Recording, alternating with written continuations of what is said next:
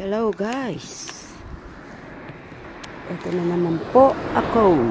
Welcome to Akita, Japan. Meron lang ako papakita sa inyo guys. Ayan o, ang ganda niya. Kaya lang hindi ko po siya puno ng kapitbahay namin, pero very beautiful. Ayan o, ang cherry blossom.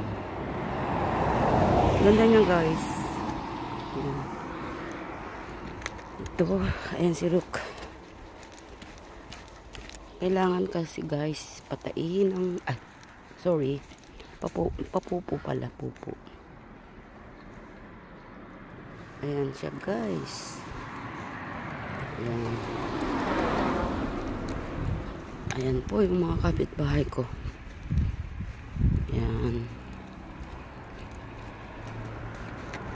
Ayan.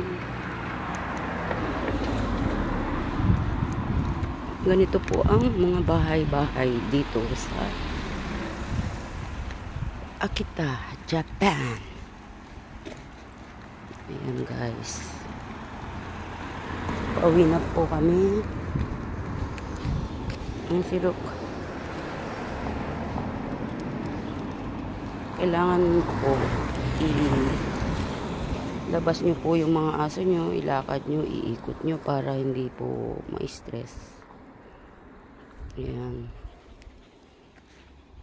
Hello guys.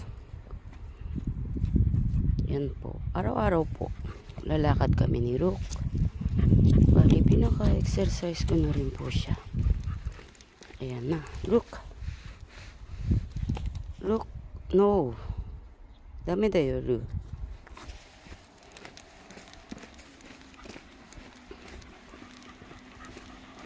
Ayan, pabalik na kami ng bahay. Ayan guys.